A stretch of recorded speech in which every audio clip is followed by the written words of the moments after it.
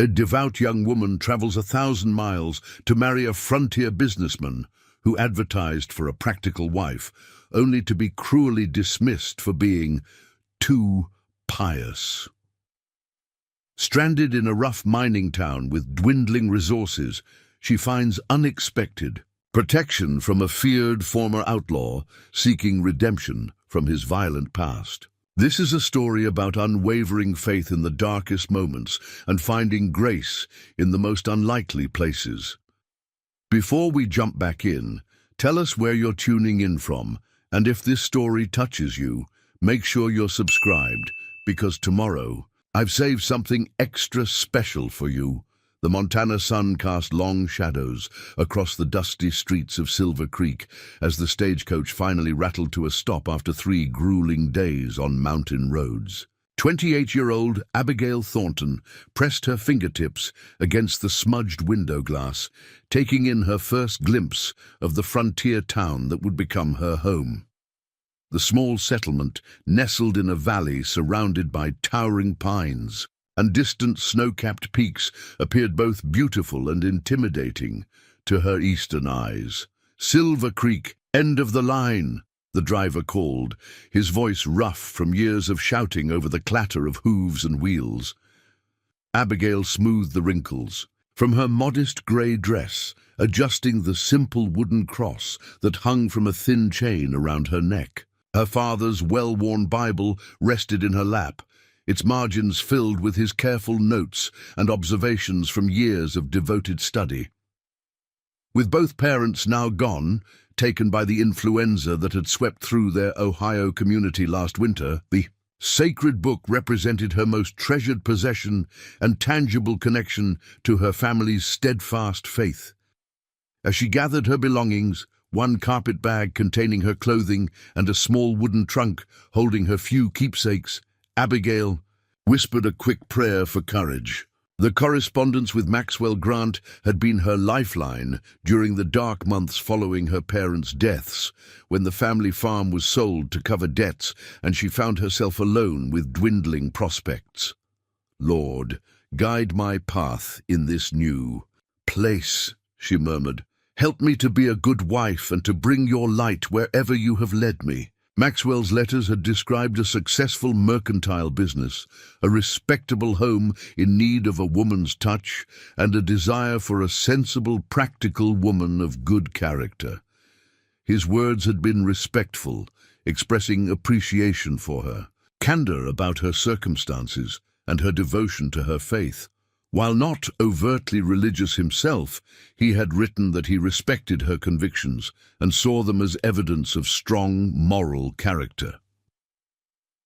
Stepping down from the stagecoach, Abigail's high-buttoned boots sank slightly into the dusty street. She scanned the small crowd of onlookers, searching for the man who matched Maxwell's self-description, tall, with light brown hair, clean-shaven, with a distinguished bearing that set him apart from the typical frontier roughness. "Miss Thornton?" She turned, hope rising in her chest. The man who approached was indeed tall and well-dressed in a tailored suit that seemed incongruous with the rustic surroundings. His hair was the promised light brown, though thinning at the temples, and his clean-shaven face bore the signs of someone who spent more time indoors than working the land. His eyes, a pale, washed-out blue, assessed her with clinical detachment. "Mr. Grant?" she inquired, extending her gloved hand with a smile. "Maxwell Grant, at your service." He took her hand briefly, the touch formal and perfunctory. "Welcome to Silver Creek. I trust your journey wasn't too arduous." "It was long, but uneventful," Abigail replied, studying his face. Something in his manner felt different from the thoughtful correspondent whose letters she had read repeatedly during her journey west. "I'm pleased to finally meet you in person." Grant's eyes swept over her, taking in her simple dress, the cross at her neck, and the Bible she clutched alongside her carpet bag. A flicker of what might have been disappointment crossed his features. "Yes, well, you're exactly as you described. Yourself in your letters, refreshingly honest." His tone carried an undercurrent that Abigail couldn't quite identify. "I've arranged accommodations for you at the Silver Springs Inn. We'll dine this evening to discuss our arrangements." As they walked toward the modest two-story building that served as the town's only hotel, Abigail became aware of curious glances from townsfolk going about their business. A group of rough-looking men outside the Broken Spur saloon paused their conversation to watch them pass, one of them calling out, "Found yourself another one, eh, Grant?" Maxwell's jaw tightened, but he offered no response to the comment, increasing his pace slightly. Abigail hurried to keep up, confusion beginning to stir within her. "Another one?" she ventured cautiously. "Pay them no mind," Grant replied curtly. "Idle gossip is the primary entertainment in small towns like Silver Creek." The hotel proprietress, Mrs. Whitaker, a stout woman with graying hair and kind eyes, welcomed Abigail warmly as Maxwell made the introductions. "Miss Thornton will be staying with us temporarily," he explained, handing the woman payment. "Please see that she's comfortable. I'll return at 6 for dinner." With a perfunctory nod to Abigail, he departed, leaving her standing awkwardly in the small lobby, her belongings at her feet. "Let me show you to your room, dear," Mrs. Whitaker said gently, picking up Abigail's carpet bag. "You must be exhausted after your journey." The room was small but clean, with a narrow bed, washstand, and a window overlooking the main street. Once alone, Abigail sank onto the edge of the bed, her legs suddenly weak as the reality of her situation settled over her.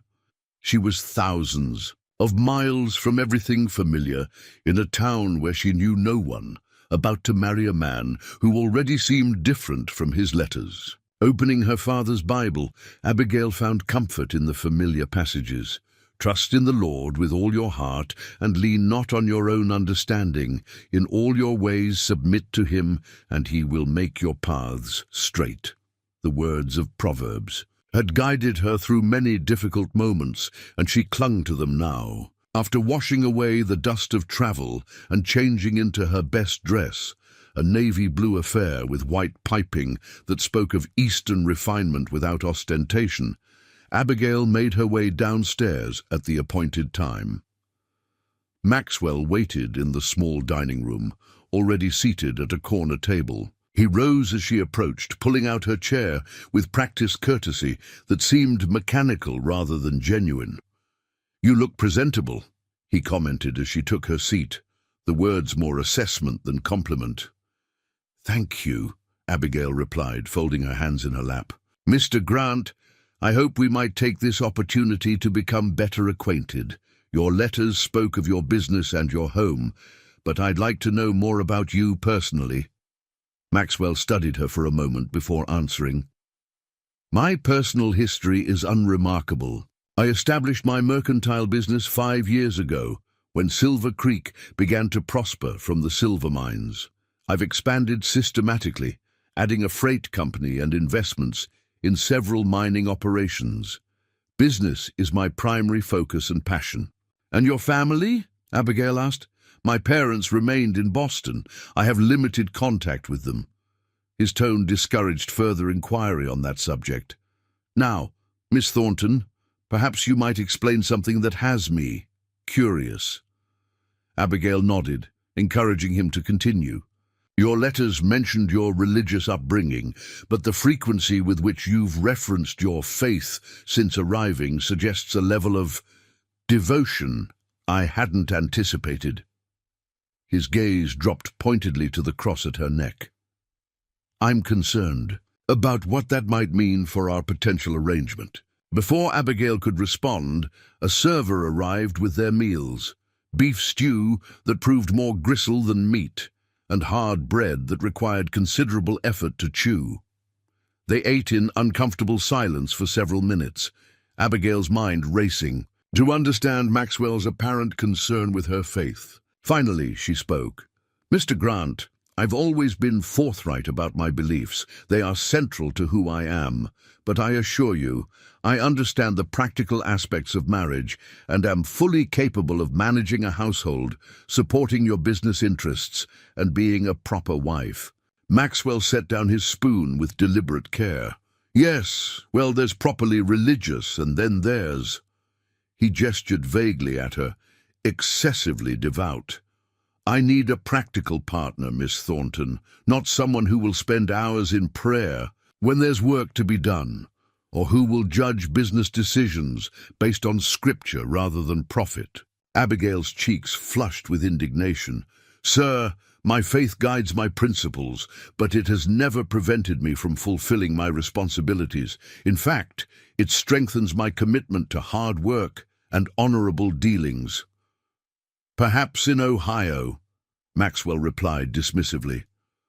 The frontier operates by different rules. Business opportunities here require flexibility, compromise. Your letters presented you as sensible and practical. I'm concerned your religious fervor might interfere with what I require in a wife. And what exactly do you require, Mr. Grant? Abigail asked, her voice steady despite the growing knot in her stomach. Maxwell leaned forward, lowering his voice. Silver Creek is a growing community, Miss Thornton. I've established myself as its leading businessman, but maintaining that position requires a certain image. I need a wife who enhances my standing, who understands discretion, and who won't question my methods or impose restrictive moral judgments on necessary business practices. The meaning behind his carefully chosen words became increasingly clear. Maxwell Grant wasn't seeking a partner who shared his values. He wanted someone who would turn a blind eye to whatever questionable dealings had built his success. I see, Abigail said quietly. Then I believe there has been a significant misunderstanding between us. Perhaps, Maxwell admitted with a thin smile that didn't reach his eyes. But consider your situation carefully before making hasty decisions. You've traveled a considerable distance at significant expense. Ohio is a long journey back, especially for a woman in your circumstances, alone with limited funds. Few respectable options await you here or elsewhere. The threat was implicit but unmistakable. Accept his terms or face destitution in a town where she knew no one. Preparing and narrating this story took us a lot of time, so if you are enjoying it, subscribe to our channel. It means a lot to us. Now back to the story. I will not compromise my principles, Mr. Grant, regardless of my circumstances, Abigail stated, rising from the table with dignity despite her trembling hands. Good evening. As she turned to leave, Maxwell's voice followed her, low and threatening. Consider carefully, Miss Thornton. Silver Creek can be quite inhospitable to women without protection or purpose. Abigail maintained her composure until she reached her room, where she sank onto the bed, the full weight of her situation crashing down upon her. She was stranded in an unfamiliar frontier town, her savings depleted by the journey west, with no immediate prospects and no one to turn to. For the first time since her parents' deaths, she allowed herself to weep, tears flowing freely as she clutched her father's Bible. "Why have you brought me here, Lord?" she whispered into the growing darkness. "What purpose could this serve?" Eventually her tears subsided, replaced by the quiet determination that had sustained her through previous hardships. She would not allow despair to overcome her faith. There must be a path forward, even if she couldn't yet see it. A gentle knock at her door startled her from her prayers. Mrs. Whitaker stood in the hallway, concern evident in her kind eyes. "I thought you might appreciate some tea, dear," the older woman said, offering a steaming cup. "The first night in a strange place is always difficult." Abigail accepted the tea gratefully, inviting Mrs. Whitaker to sit. The innkeeper hesitated only briefly before settling into the room's single chair. "I couldn't help but notice your dinner with Mr. Grant ended." Abruptly, Mrs. Whitaker ventured carefully. "Mr. Grant and I discovered we have incompatible expectations," Abigail replied diplomatically, sipping the soothing chamomile tea. Mrs. Whitaker nodded, unsurprised. "You're not the first, you know. There have been others, at least two that I'm aware of. young women who arrived by stagecoach full of hope, only to depart shortly after meeting Maxwell Grant. "What happened to them?" Abigail asked, a chill running through her. The first left immediately, apparently having family in Denver who could assist her. The second, Mrs. Whittaker's expression darkened. She had nowhere to go and insufficient funds to leave. She eventually took work at the Broken Spur, not as a barmaid, mind you, but the innkeeper didn't need to finish her sentence for Abigail to understand. "I see," Abigail said quietly, her stomach tightening with fear. "How are you situated, dear? Financially, I mean." Abigail hesitated, reluctant to reveal her vulnerability, but recognizing that she needed guidance. "I have enough for perhaps 10 days' lodging. The journey west was expensive." Mrs. Whittaker's face creased with concern. "And do you have family who might send assistance?" "No one," Abigail admitted. "My parents passed last winter.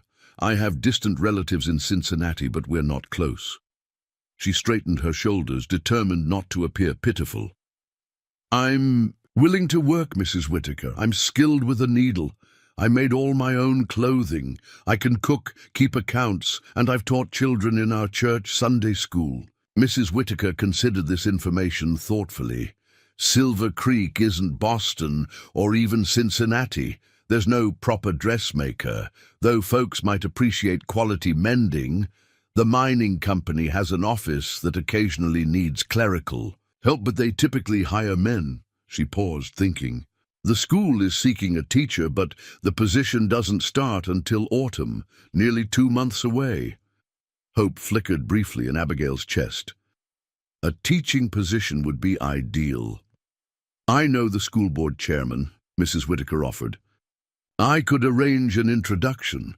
In the meantime—" She hesitated, clearly uncomfortable with what she was about to suggest. "I could use help here at the inn. It wouldn't pay much, just room and board, but it would give you time to secure something more suitable." Tears of gratitude welled in Abigail's eyes. "That's incredibly kind, Mrs. Whittaker." "Not kindness, practicality," the older woman replied briskly, though her eyes remained gentle. "I'm not as young as I once was, and good help is scarce in Silver Creek. Most able-bodied women are already married, and the few single ladies are either spoken for or—" She glanced toward the direction of the saloon. "Otherwise employed."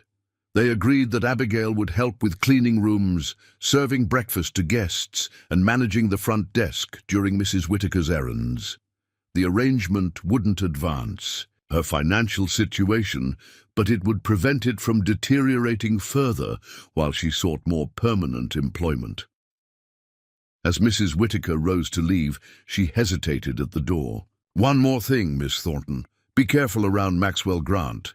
He doesn't take rejection well, especially when it challenges his self-image.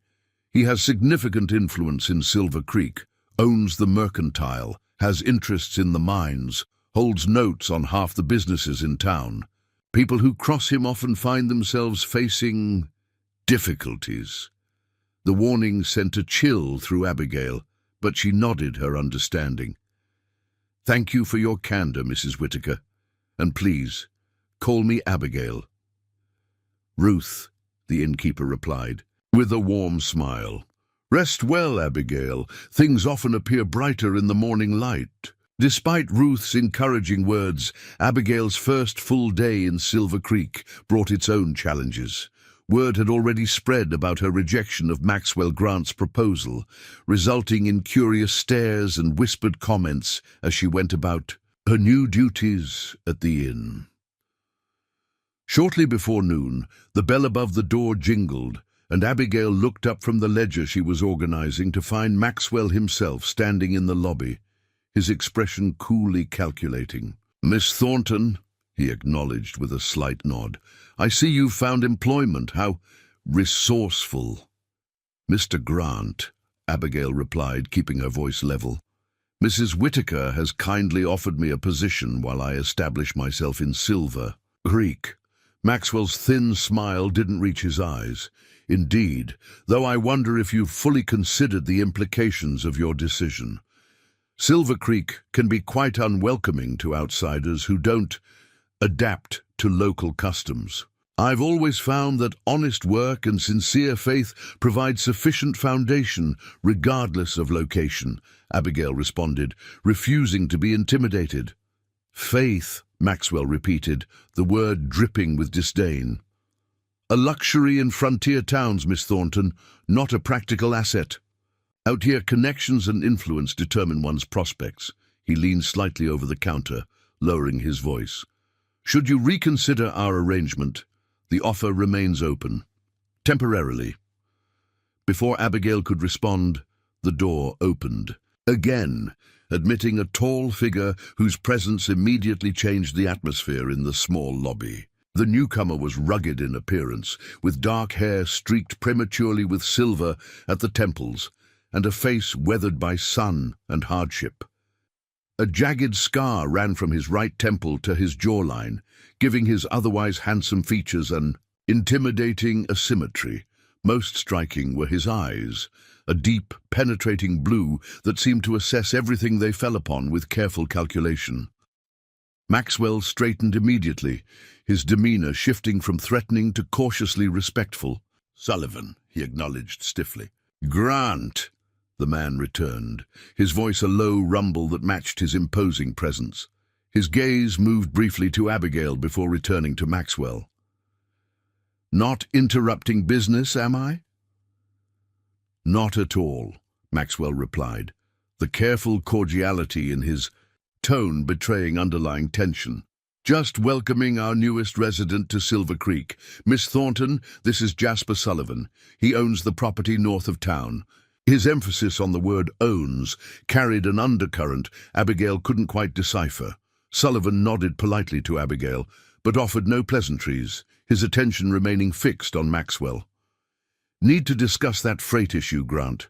Your shipment came through my property again without permission." Maxwell's smile tightened.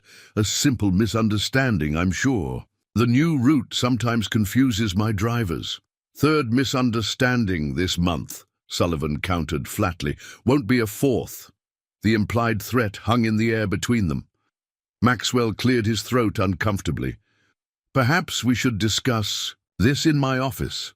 "Perhaps we should," Sullivan agreed, his tone leaving no room for negotiation.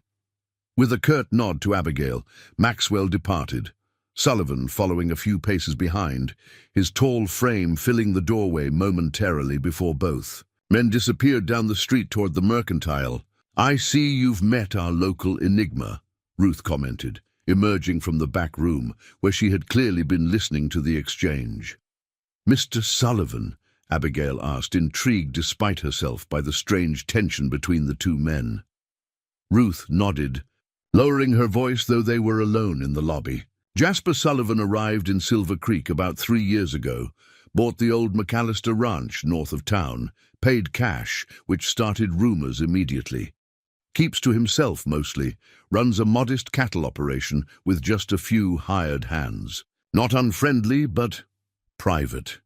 He and Mr. Grant seem to have a strained relationship," Abigail observed. Ruth's expression grew serious. "Grant has been trying to acquire Sullivan's land since he arrived. It controls the most direct route between the mines and the railroad. Sullivan won't sell at any price, which frustrates Grant to no end." She hesitated, then added, "There are rumors about Sullivan's past, that he rode with Carlton's gang years ago, before they were caught robbing trains in Colorado. An outlaw?" Abigail whispered, startled. "Former outlaw, if the rumors are true," Ruth corrected. "No one knows for certain. He's never been arrested here, pays his taxes promptly, and deals fairly with those who work for him. But there's something in his manner, a wariness, a capacity for violence carefully contained, that lends credence to the stories." This revelation troubled Abigail, who had been raised to respect the law and view its breaking as a moral failing. Yet she couldn't reconcile the rumors of violent criminality with the man who had just stood in the lobby, intimidating certainly, but also possessed of a dignity that seemed at odds with her understanding of outlaws. Best not to dwell on rumors, Ruth advised, noticing Abigail's discomfort. In frontier towns, everyone has a past they're trying to outrun or reinvent. Judge a man by his actions here and now, that's my philosophy. As Abigail continued her duties that afternoon, her mind kept returning to the brief encounter. Maxwell Grant, with his veneer of civilization barely concealing threatening undercurrents, and Jasper Sullivan, with his scarred face and reputation for violence, yet a directness that suggested a different kind of honor. She had come west expecting clarity, a straightforward path as a respected businessman's wife. Instead, she found herself adrift in a town where appearances seemed consistently at odds with reality, where a man of good standing could threaten a vulnerable woman while a rumored outlaw confronted him over principles of property rights. That evening, Abigail sat by her window watching as Silver Creek transformed in the fading light. The rough mining town took on a strange beauty as lanterns were lit and the distant mountains turned purple against the darkening sky. Opening her Bible, she sought comfort in familiar passages.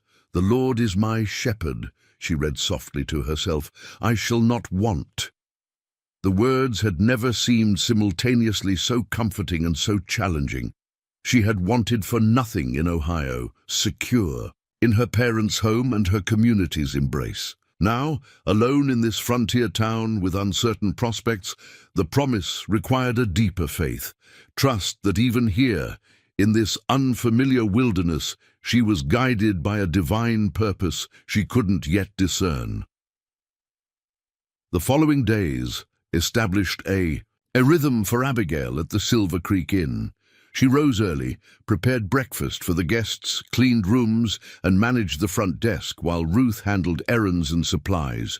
The work was honest, if not particularly challenging, and Abigail found comfort in the routine as she adjusted to her new reality. True to her word, Ruth arranged an introduction to William Patterson, the balding, bespectacled chairman of the Silver Creek School Board. He interviewed Abigail in the inn's small dining room, his questions thorough but fair regarding her educational background and teaching experience. "Your qualifications are sound, Miss Thornton," Patterson concluded, adjusting his spectacles. "We've struggled to retain teachers here. Most young women either marry quickly or find the frontier too challenging. Your maturity might be an advantage." He hesitated, clearing his throat uncomfortably. "However, there's the matter of Mr. Grant." "What does Mr. Grant have to do with the teaching position?" Abigail asked. Though she feared she already knew the answer, Patterson shifted in his seat. "Mr. Grant sits on the school board. More importantly, he donated the land for the schoolhouse and contributes significantly to the teacher's salary. His opinion carries considerable weight." "And you believe he would oppose my appointment because I declined his proposal," Abigail concluded, keeping her voice steady despite her disappointment. "It's a small town, Miss Thornton. People talk.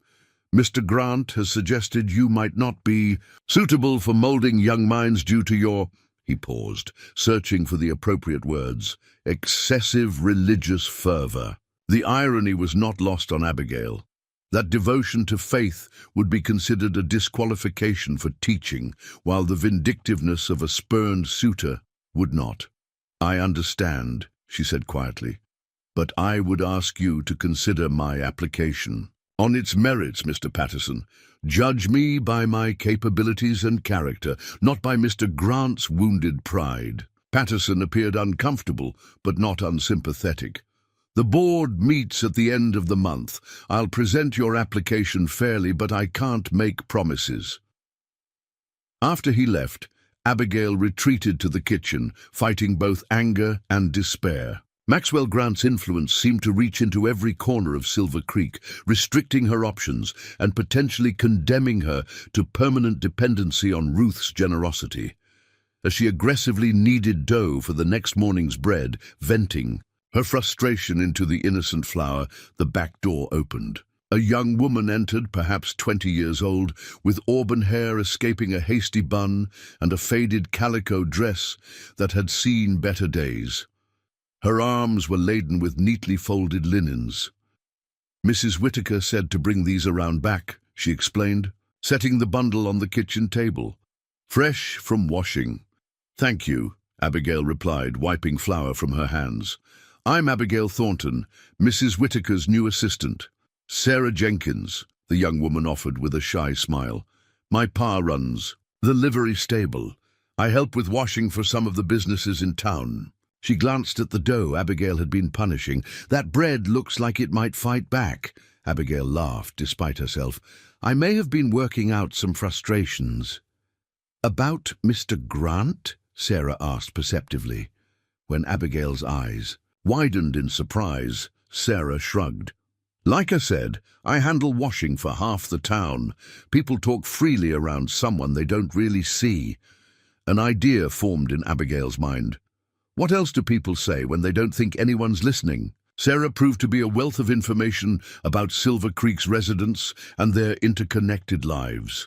Over cups of tea at the kitchen table, she shared insights that would have taken Abigail months to gather on her own. Mr. Grant arrived about 4 years ago, right after the big silver strike, Sarah explained. Had money to invest when most folks were still scrambling. Bought the mercantile from old Mr. Finch, who wanted to retire, then started lending to miners who needed equipment. When they couldn't repay, he'd take claims as payment. "That seems predatory," Abigail observed. "That's business on the frontier," Sarah replied with the pragmatism of someone who had never known any other system. "But it's not just that. There's something off about how quickly his businesses expanded. Some mines that wouldn't sell to him had mysterious cave-ins. Competitors faced supply problems that somehow never affected Grant's operations. And no one challenges him? Sheriff Miller is more interested in his whiskey than law enforcement, and Judge Perkins only comes through every 3 months. Besides, nothing can ever be proven, just a series of unfortunate coincidences that benefit Maxwell Grant." Sarah's revelations painted a disturbing picture of the man Abigail had nearly married, not merely unscrupulous in business, but potentially dangerous to those who opposed him. "What about Mr. Sullivan?"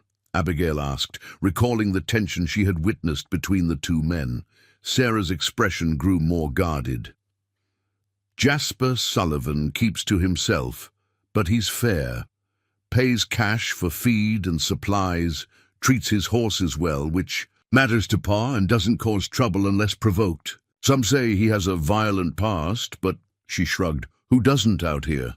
Their conversation was interrupted by Ruth's return, but before Sarah departed, she squeezed Abigail's hand.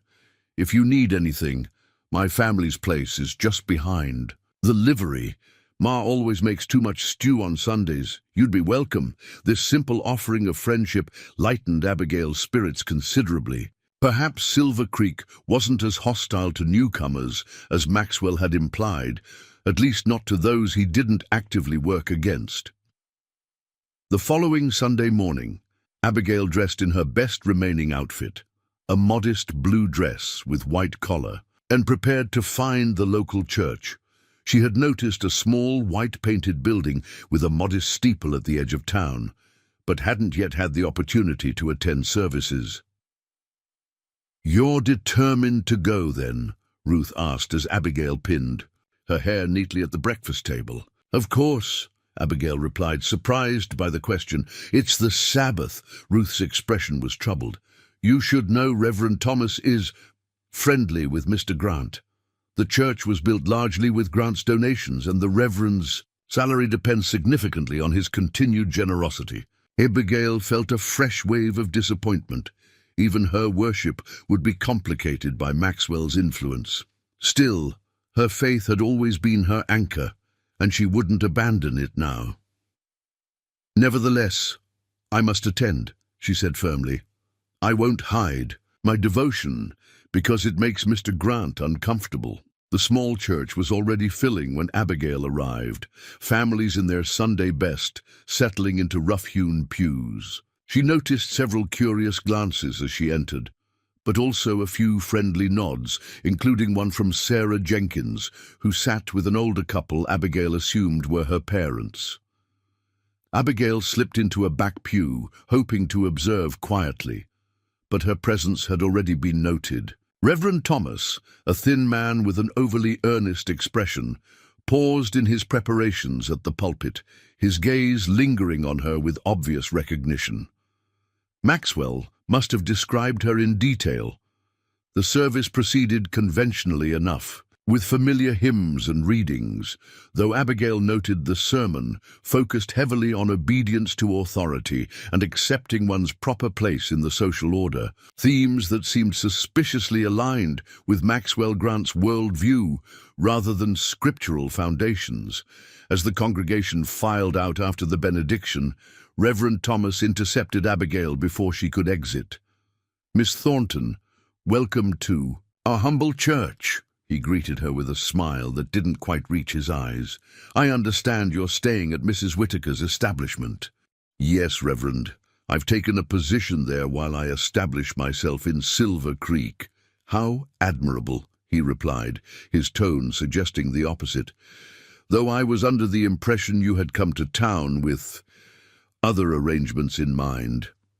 "God's plans often differ from our own," Abigail replied evenly. The Reverend's smile tightened. "Indeed, though sometimes what we perceive as divine guidance is merely our own willfulness disguised as piety." He lowered his voice slightly. "Mr. Grant is a generous benefactor to this community, Miss Thornton. His contributions have built much of what you see around you, including this very church. Those who oppose him often find themselves isolated." The warning was clear, wrapped though it was in pastoral concern. Before Abigail could respond, a deep voice intervened from behind her. "Morning, Reverend. Sermon was shorter than usual today." Abigail turned to find Jasper Sullivan standing there, his imposing presence somehow more striking in clean Sunday attire than it had been in working clothes. His scarred face was freshly shaved, his dark hair neatly combed, though nothing could soften the intensity of those penetrating blue eyes. Reverend Thomas's demeanor shifted immediately, the implied threat replaced by nervous deference. "Mr. Sullivan, I wasn't expecting you today. You usually attend the evening service, if at all." "Felt the need for morning worship," Sullivan replied mildly, though something in his tone suggested his appearance was no coincidence. "Miss Thornton, isn't it? We weren't properly introduced at the inn." "Yes, Mr. Sullivan, Abigail Thornton. Pleasure," he said with a slight nod. "Heading back to town? Road can be dusty for a lady walking alone." The offer of escort was clear, as was Sullivan's intention to interrupt whatever pressure the Reverend had been applying. Abigail found herself both grateful for the intervention and wary of its implications. "That's very kind, Mr. Sullivan," she replied carefully. Reverend Thomas watched this exchange with poorly concealed concern. "Miss Thornton, perhaps you'd prefer to join the Pattersons for the walk back. William mentioned he'd spoken with you about the teaching position." "I believe the Pattersons have already departed," Sullivan observed, nodding toward the empty churchyard. "And it appears Miss Thornton has made her choice." There was a subtle emphasis on the word choice that wasn't lost on either Abigail or the Reverend. Without waiting for further objection, Sullivan offered his arm, which Abigail hesitantly accepted. They walked in silence until the church was well behind them, the dusty road stretching ahead toward town. Finally Sullivan spoke. "Grant's reach extends farther than you might have expected." It wasn't a question, but Abigail answered anyway. "Yes, the school board, the church. He seems to have influence everywhere." "Not everywhere," Sullivan corrected, his voice carrying a hint of steel beneath its calm surface. "Some of us remember what it means to stand our ground." Abigail studied his profile, the jagged scar stark against his tanned skin. "Mrs. Whittaker mentioned you've refused to sell your land to Mr. Grant." A ghost of a smile touched Sullivan's lips. "Among other refusals." "May I ask why you intervened back there?" Abigail questioned directly. "You hardly know me." Sullivan considered her question for several paces before answering. "I recognize Grant's tactics. He isolates those who oppose him, turns the community against them until they either leave or surrender to his terms." He glanced at her. "Your faith makes you a particular target.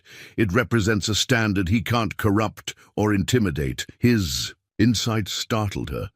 "You seem to understand him well." "I understand men like him," Sullivan replied grimly. "Men who believe power gives them the right to demand compliance from others, who mistake fear for respect."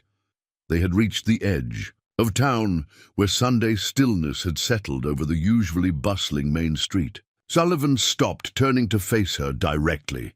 "Silver Creek isn't just Grant's domain, Miss Thornton, whatever he might have told you.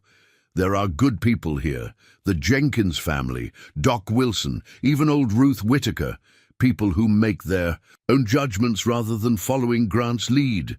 He paused, then added quietly, "You should know you're not without allies." With that, he tipped his hat and turned toward the livery stables, leaving Abigail to contemplate this unexpected show of support from a man rumored to have a violent past. As she continued toward the inn, she realized that Silver Creek was far more complex than she had initially understood. A community divided not simply between Maxwell Grant's supporters and opponents, but between those who surrendered their judgment to power and those who maintained their independence despite the cost. And perhaps, she thought with newfound hope, there were enough of the latter to create a place where she might truly belong. Despite Maxwell Grant's determination to drive her away, the following week brought subtle but unmistakable changes to Abigail's situation in Silver Creek. Regular customers at the inn suddenly found reasons to stay elsewhere. The mercantile clerk refused to sell supplies to Ruth unless she paid significantly above the usual price. Even Sarah's family received a warning that their laundry services would no longer be needed at establishments owned by Grant's business associates if they continued associating with the religious spinster. "He's turning the town against you," Ruth observed grimly as she reviewed the inn's dwindling reservations. "Slowly, methodically, just as he's done with others who opposed him." "Not the entire town," Abigail corrected, thinking of the Jenkins family who had indeed welcomed her for Sunday supper despite the warnings, and of Jasper Sullivan's unexpected alliance. "Just those dependent on his goodwill, which is most of Silver Creek," Ruth sighed, closing the ledger. "I can weather this storm. I own this building outright and have enough saved to get by with fewer guests. But I worry about you, dear." The school board meets tomorrow, and William Patterson looked positively miserable when he passed by this morning, avoiding eye contact entirely. Abigail had been preparing herself for disappointment regarding the teaching position, but the reality still stung. "Then I'll find another way to contribute. Perhaps private lessons for children whose parents value education over Mr. Grant's approval." Ruth patted her hand affectionately. "Your spirit is admirable, Abigail. Just be careful not to mistake stubbornness for faith." Later that afternoon, as Abigail swept the inn's front porch, a weathered wagon pulled by two tired horses stopped. In front, the driver, an elderly man with a snow-white beard and shrewd eyes, studied her with undisguised curiosity. "You'd be Miss Thornton, I reckon," he called in a voice roughened by years and tobacco. "The God-fearing lady who told Maxwell Grant where to step." Abigail leaned on her broom, assessing the stranger. "I'm Abigail Thornton, yes. And you are?" "Samuel Parker," he replied, climbing down stiffly from the wagon seat. "Most folks call me Doc, though I ain't got formal papers. Set more bones and delivered more babies in this territory than any college man." He approached the porch, extending a gnarled hand. "Came to town for supplies, heard there was a lady with medical knowledge helping out at the inn." "Medical knowledge?" Abigail echoed, confused. I have some experience with home remedies, but nothing that would merit. Sarah Jenkins says you fixed her ma's headache powder when the mercantile started watering it down, Doc interrupted. Says you knew just which herbs to add from Ruth's garden. Says you also bandaged the Cooper boy's arm proper when he fell from the loft. Abigail had indeed helped in both instances, applying knowledge gained from her mother's herbal manual and years of assisting with minor injuries at home, but hardly considered these actions noteworthy. Simple kindnesses, nothing more, she demurred. Doc Harker's weathered face creased in a grin. Kindness is rarer than skill in these parts, Miss Thornton, and from what I hear you got both. He gestured toward his wagon. Got a proposition for you. My eyes ain't what they used to be, and my hands shake something fierce in the mornings. Been looking for someone with a steady hand and quick mind to help sort my medicines, maybe assist with simpler cases. The unexpected offer caught Abigail by surprise. I'm not qualified. You're qualified enough to learn, Doc cut in. I'm not asking you to perform surgery, just help organize what's become a mess, and maybe lend a hand when needed. Pay wouldn't be much. Folks often settle with eggs or fresh meat instead of cash, but it's honest work away from Grant's immediate influence. Abigail glanced toward the mercantile, where she could see Maxwell Grant himself, standing in the doorway, watching their interaction with narrow-eyed displeasure. When would you need my assistance? She asked, making her decision. Tuesdays and Thursdays to start, Doc replied. My place is about 2 miles outside town, near the creek crossing. Can arrange transport if needed. They settled the details quickly, and as Doc prepared to leave, he lowered his voice conspiratorially. Sullivan suggested I might find you suitable. By the way, man doesn't make recommendations lightly. This revelation that Jasper Sullivan had actively sought to help her secure employment both warmed and puzzled Abigail. Their brief interactions hardly seemed sufficient to prompt such support, yet he had apparently gone out of his way to create an opportunity for her. That evening, as she helped Ruth prepare dinner, Abigail shared the development. The older woman seemed relieved but cautious. Doc Harker's respected, even by those loyal to Grant. His services are too valuable for anyone to boycott, no matter who he employs. She chopped vegetables with vigorous precision. Still, the journey to his place is isolated. Be wary. The wisdom of Ruth's warning became apparent the next morning. Abigail had just finished serving breakfast to the inn's few remaining guests when Sheriff Miller entered, his thumbs hooked in his belt loops and his expression pompous with official authority. Miss Thornton, he announced loudly enough for everyone to hear, need to speak with you regarding complaints about your activities in Silver Creek. Abigail straightened, conscious of the watching eyes. What complaints would those be, Sheriff? Practicing medicine without proper licensing, for one, Miller replied, producing a sheet of paper from his vest pocket. Got a formal statement. Hear about you distributing herbal remedies without authorization. Ruth emerged from the kitchen, wiping her hands on her apron. That's ridiculous, Thomas, and you know it. Helping Sarah Jenkins' mother with a headache remedy hardly constitutes practicing medicine. The sheriff avoided Ruth's direct gaze. Law's the law, Mrs. Whitaker. Can't have just anyone handing out treatments. Doc Harker's the only one authorized. In these parts. Then perhaps you should speak with Doc Harker, Abigail suggested calmly, as he's just offered me a position as his assistant, with his full authorization to help prepare remedies under his supervision. This information clearly caught the sheriff off guard. He fumbled with the paper, uncertainty replacing his officious demeanor. Well, that would be different, I suppose. Still, there's the matter of your boarding situation.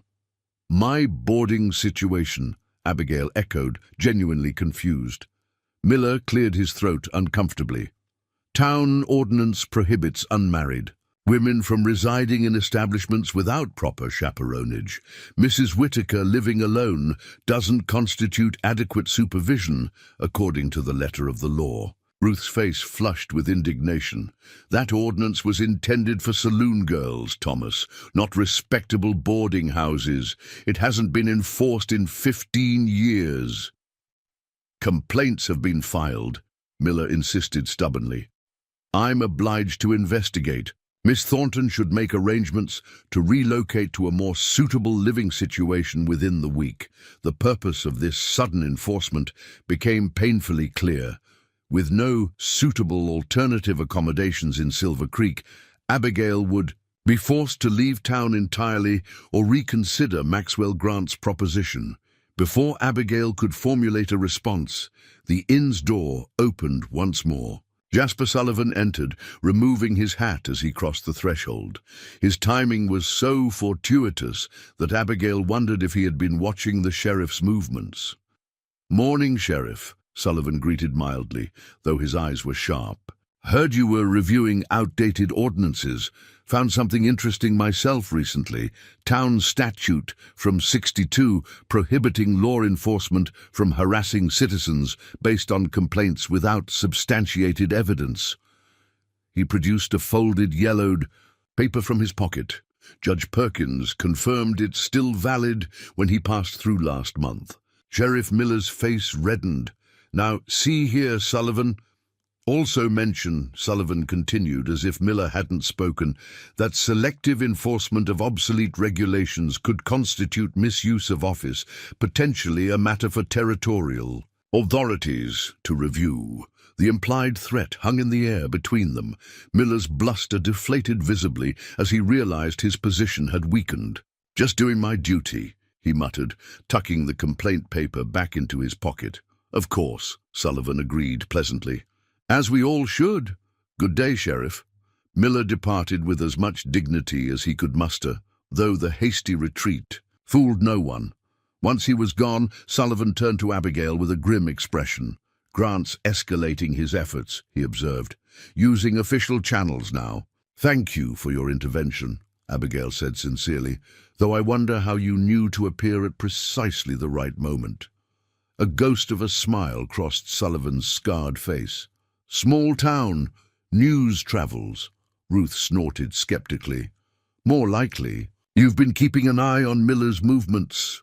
She studied Sullivan with newfound curiosity. "You seem particularly invested in Miss Thornton's welfare, Mr. Sullivan." Sullivan met the innkeeper's pointed gaze steadily. "I dislike bullies, Mrs. Whitaker. Always have." "Is that what got you that scar?" Ruth pressed, gesturing to his face. "Among other things," he replied without elaboration. To Abigail, he added, "Doc Harker mentioned he spoke with you. Good man, honest, been patching me up for years without asking questions I don't want to answer." "I start tomorrow," Abigail confirmed, "though Sheriff Miller's visit suggests Mr. Grant doesn't approve of the arrangement. Grant doesn't own Doc, and he doesn't own you," Sullivan stated flatly.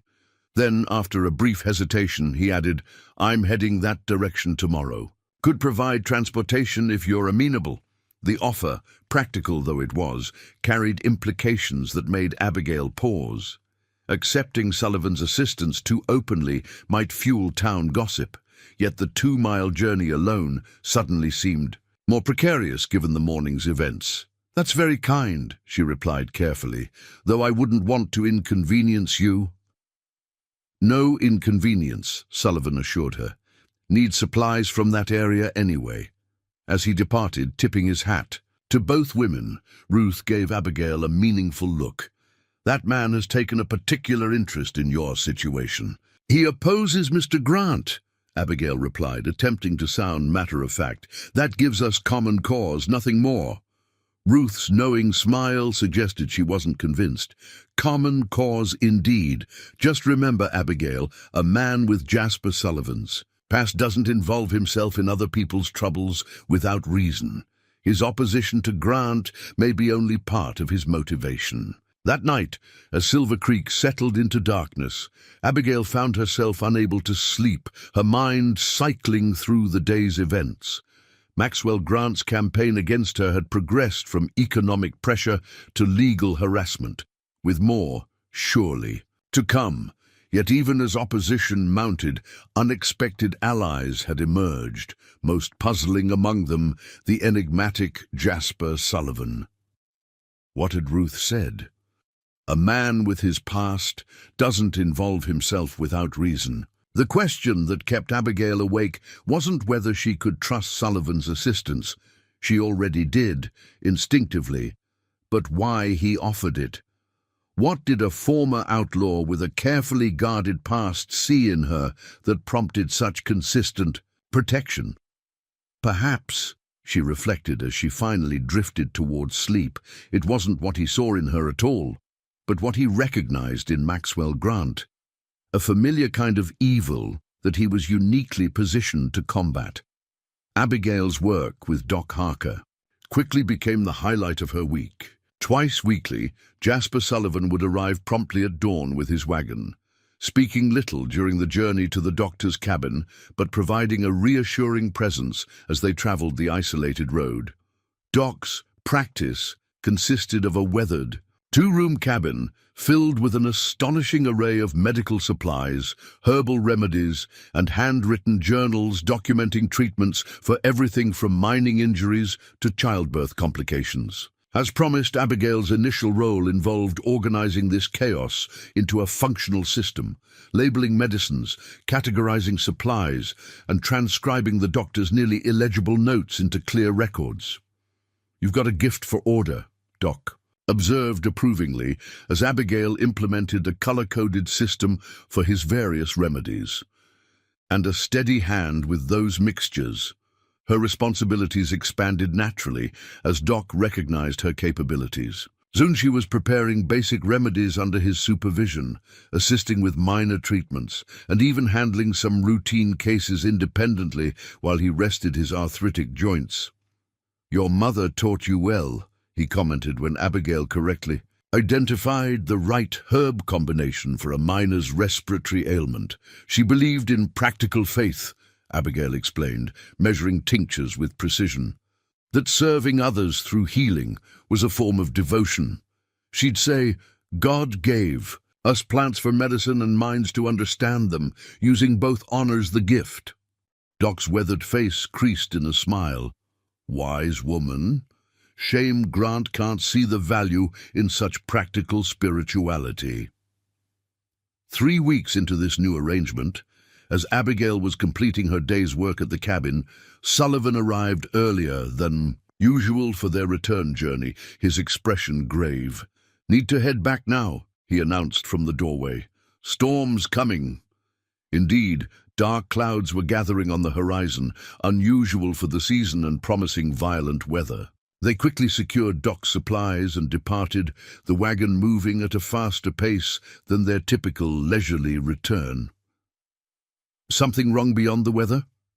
Abigail asked, noticing the tension in Sullivan's posture as he handled the reins.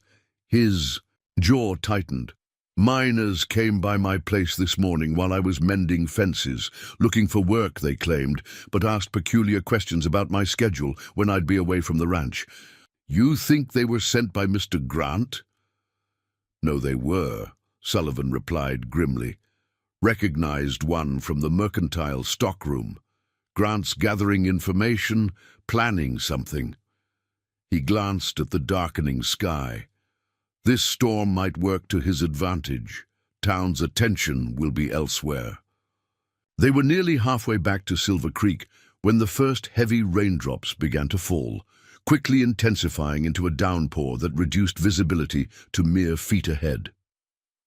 The normally dry creek bed beside the road swelled with alarming speed. As runoff poured from the surrounding hills, Sullivan urged the horses forward, attempting to reach higher ground before the road became impassable. They had just crested a small rise when a jagged bolt of lightning struck a tree directly ahead, sending it crashing across their path. The horses reared in panic, nearly overturning the wagon before Sullivan brought them under control. "We can't continue this way," he shouted over the storm's fury, rain plastering his dark hair against his scarred face. "Creek's rising too fast. We'll have to take shelter and wait it out." Through the curtain of rain, Abigail could just make out a small, structure perhaps 100 yards from the road, an abandoned line shack used by cowboys during cattle drives. "There," she pointed, and Sullivan nodded, guiding the frightened horses carefully off the road toward the shelter. The shack was primitive but sound, its roof intact enough to provide relief from the relentless downpour. Sullivan tended to the horses, securing them under the small lean-to attached to the rear, while Abigail assessed their temporary refuge. A rough wooden table, 2 rickety chairs, and a small iron stove were the only furnishings. Surprisingly, a stack of dry firewood remained in the corner, left by previous occupants. "We're fortunate," she commented as Sullivan entered, water streaming from his coat. "There's wood for a fire." Sullivan nodded, immediately setting about building a small blaze in the stove to combat the damp chill. Once the flames caught, casting flickering light throughout the single room, an awkward awareness settled between them as they recognized their predicament, stranded together, alone for what might be hours. "Mrs. Whitaker will worry," Abigail said, breaking the silence as she removed her sodden shawl. "She's a practical woman," Sullivan replied, removing his wet coat but keeping a respectable distance. "She'll understand the necessity." The unspoken concern hung between them.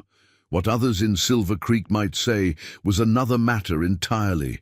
A young, unmarried woman spending hours alone with a man of Sullivan's reputation would fuel gossip for months, potentially destroying what remained. Of Abigail's standing in the community, as if reading her thoughts, Sullivan spoke quietly. "Your reputation matters to you. It wasn't a question," but Abigail answered anyway. "Not for its own sake, but as a reflection of my character and faith. If people believe I've compromised my principles—" She trailed off, uncertain how to express the complex interplay between personal conviction and public perception. Sullivan's piercing blue eyes studied her face in the dim light. "Yet you continue to defy Grant, knowing he'll twist every action to discredit you." "There are worse things than gossip, Mr. Sullivan. Betraying one's conscience chief among them." A ghost of a smile touched his lips. "Jasper," he said unexpectedly, "after sharing a lightning storm and potential scandal, you might as well use my given name."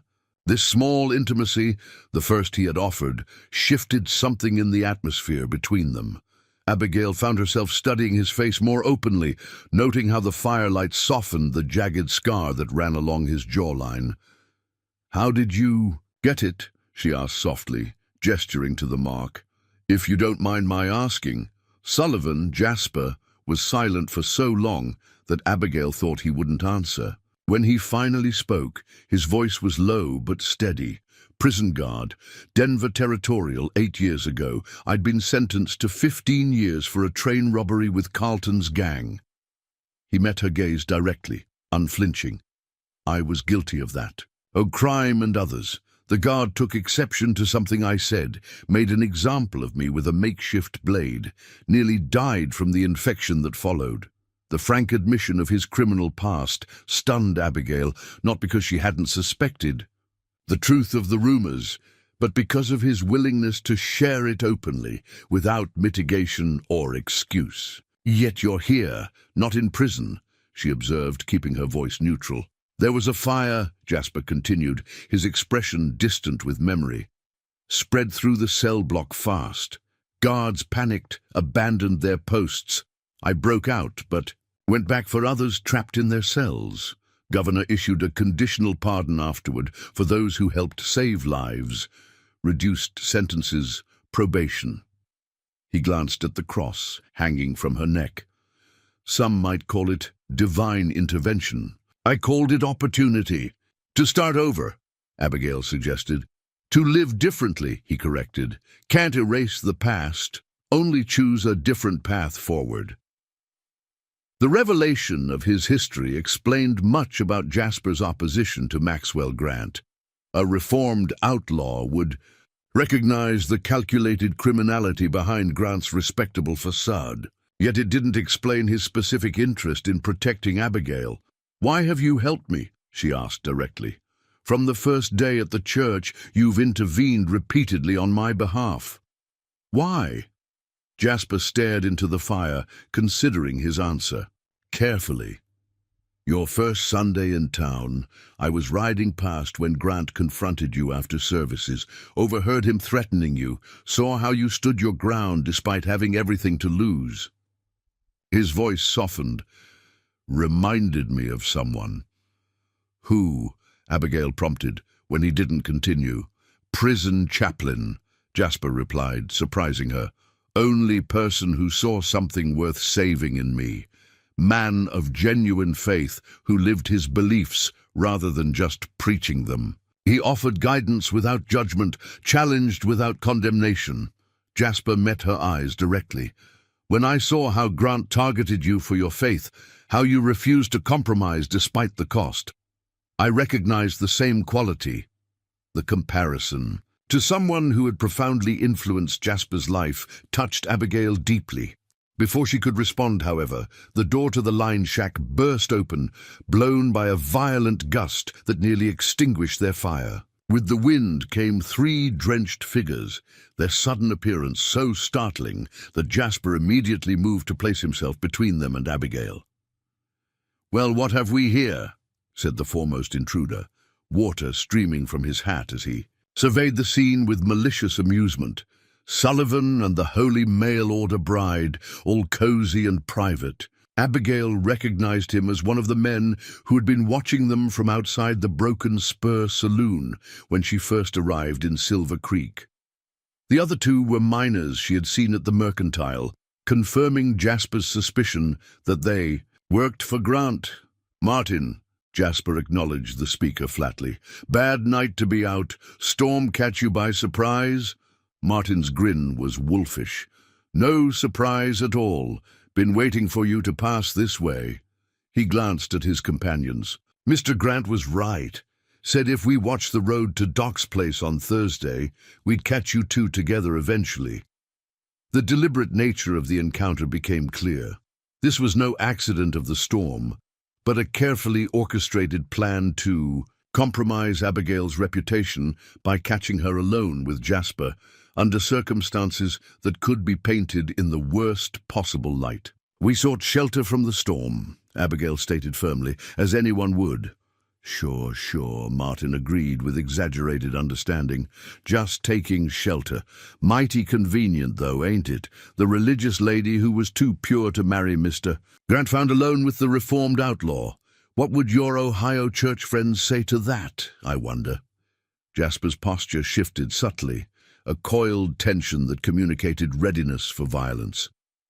"You've had your look. Now leave." Martin made no move to depart, nor did his companions. "Actually, we're going to wait out the storm here too, and when we all ride into town together tomorrow, we'll be sure to tell everyone how we found you." His smile turned ugly. "Unless the lady would prefer we keep quiet about this little compromise of propriety." The implicit blackmail was clear. Abigail could either face ruinous gossip or agree to whatever terms Grant had authorized his men to offer. "I have nothing to hide," she replied steadily. "We've done nothing improper." "Won't matter what you've done," Martin countered. "Only what folks believe, and folks in Silver Creek will believe what Mr. Grant tells them to believe." He stepped closer, lowering his voice confidentially. "He's willing to be reasonable, you. No, leave town quietly, and this unfortunate incident need never become public knowledge." Abigail felt a surge of righteous anger at the calculated cruelty of Grant's scheme, to drive her away not through direct threats, but by destroying her character in the eyes of the community she was gradually becoming part of. "I will not be intimidated into abandoning my place here," she stated, her voice stronger than she felt. "Not by Mr. Grant, and certainly not by his messengers." Martin's face darkened. "Then you'll be known as the fallen angel of Silver Creek by sundown tomorrow. No one will hire you, house you, or associate with you." He glanced at Jasper. "Not even Sullivan here can protect your reputation once word spreads." "That's where you're wrong." Jasper's quiet statement drew everyone's attention. He had moved. Slightly away from Abigail, his stance relaxed but alert, blue eyes calculating as they assessed the three intruders. "How's that?" Martin challenged. "Because Miss Thornton will be Mrs. Sullivan by the time we reach town," Jasper replied evenly. "And a man's wife has every right to seek shelter with her husband during a storm." The line shack fell silent following Jasper's declaration, save for the persistent drumming of rain on the roof and the occasional rumble of distant thunder. Martin's face registered shock, then suspicion, his gaze darting between Jasper and Abigail. "Marriage?" he finally scoffed. "You expect anyone to believe Sullivan the lone wolf is suddenly taking a wife, and her, of all women?" He gestured dismissively toward Abigail. "The God-fearing Easterner and the former outlaw? That's less believable than finding you two here by accident." Jasper's expression remained impassive. "Believe what you want. Judge Perkins arrives tomorrow on his circuit. We've been waiting for his arrival to make it official." The confident assertion, delivered with such calm certainty, momentarily unsettled Martin and his companions. Abigail herself stood frozen, her mind racing to keep pace with this unexpected turn of events. She had not spoken a word since Jasper's pronouncement, too stunned by the implication of his improvised solution.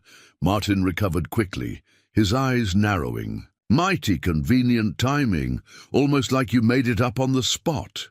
"Think what you like," Jasper replied with a shrug.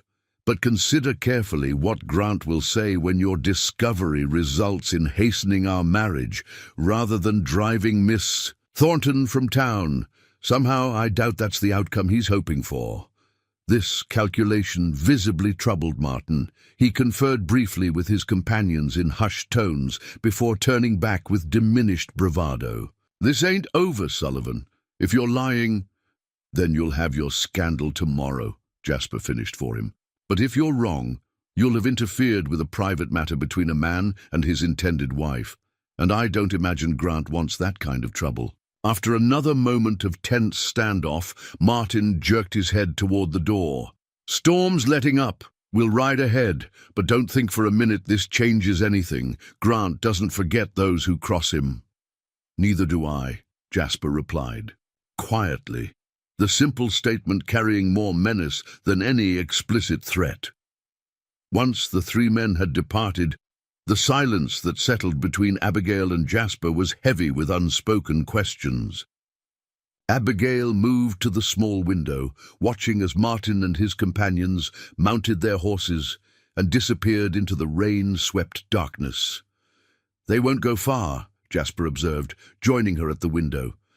"They'll watch to see when we leave, which direction we take." Abigail nodded, her mind still struggling to process the implications of what had just occurred. When she finally turned to face him, her expression was a complex mixture of gratitude and uncertainty. "You proposed marriage," she stated, her tone carefully neutral, neither accepting nor rejecting.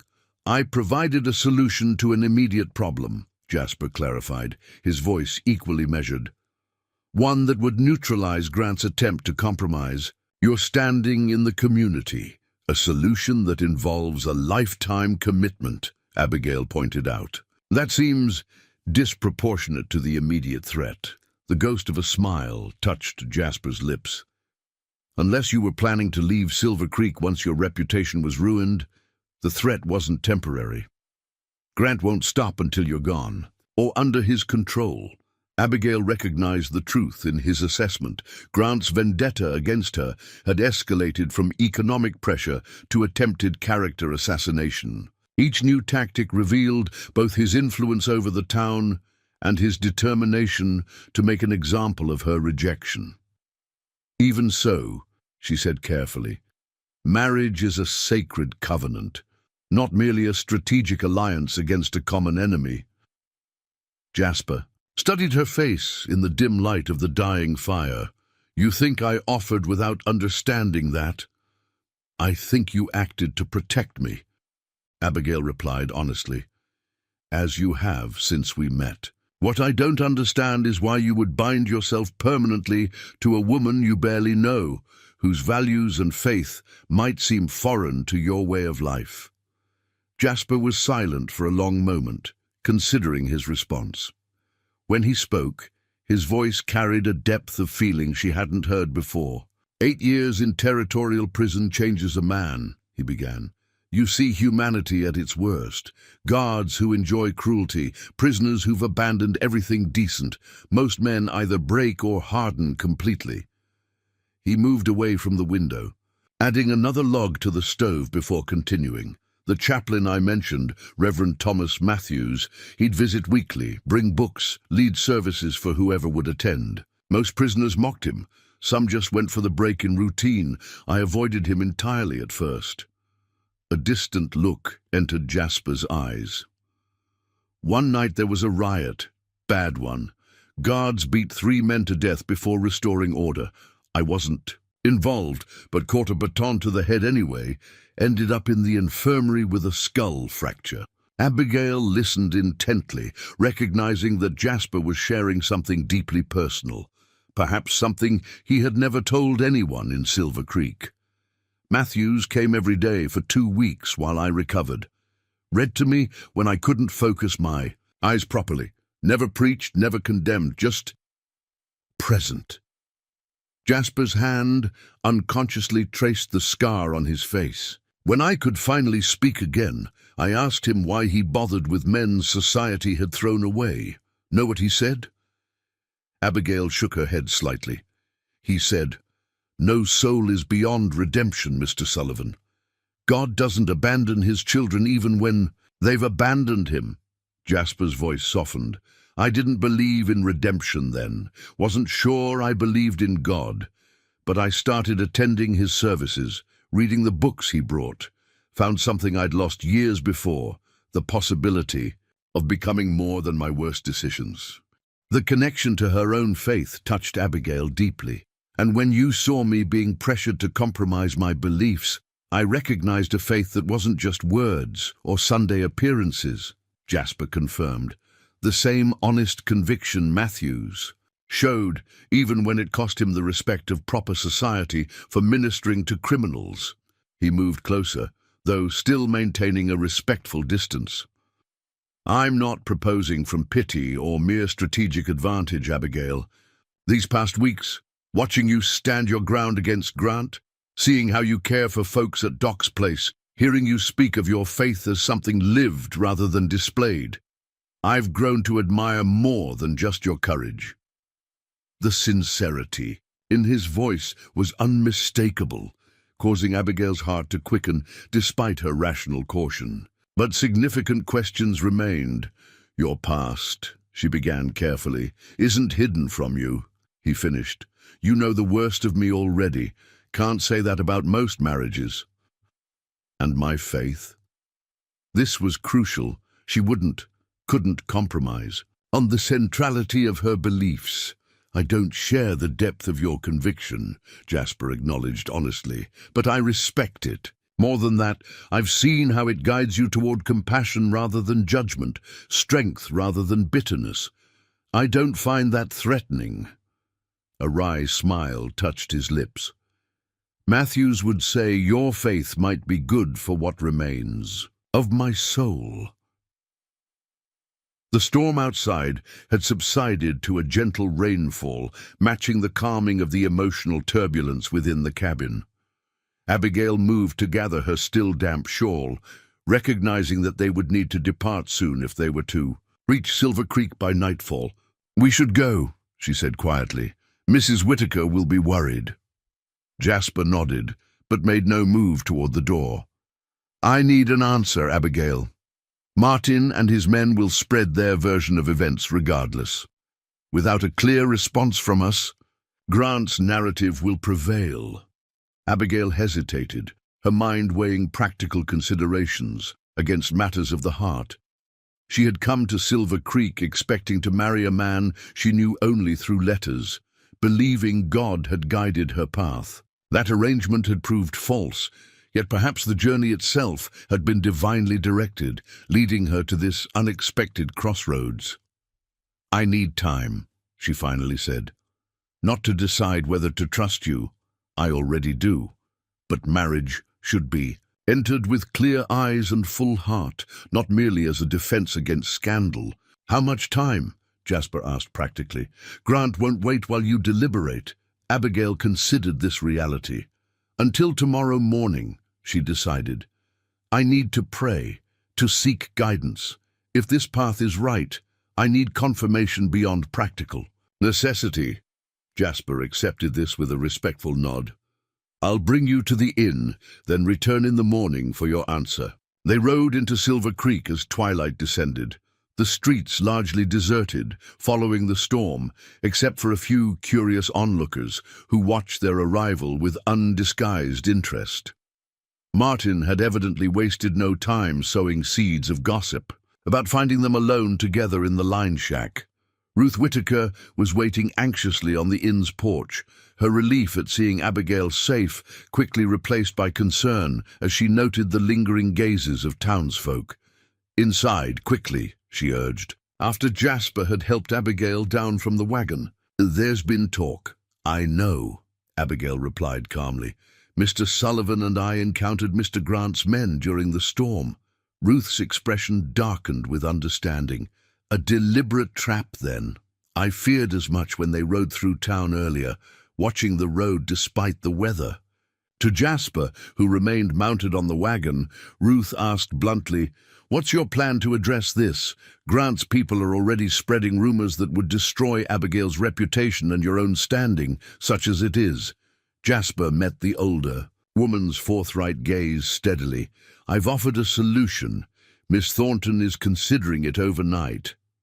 Ruth's eyes widened slightly as she glanced between them, quickly discerning the nature of this solution. She nodded once, decisively. "Good, come inside, Abigail. You'll need dry clothes and a clear head for whatever decision morning brings." As Ruth guided her toward the door, Abigail turned back to Jasper.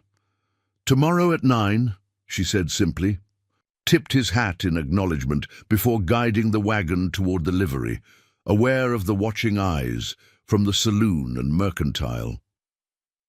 Inside the warmth of the inn's kitchen, as Ruth bustled about preparing tea and dry clothes, Abigail found herself overwhelmed by the enormity of the choice before her. Marriage to a former outlaw, a man whose past contained violence she could hardly imagine, yet whose present actions demonstrated integrity and unexpected depth of character. "He proposed," she confirmed when Ruth finally settled across from her. At the kitchen table, having ensured Abigail was warm and dry. "Figured as much," Ruth replied, studying Abigail's troubled expression. "It's not what you expected when you came west, is it?" Abigail gave a small, humorless laugh. "Nothing has been what I expected since arriving in Silver Creek.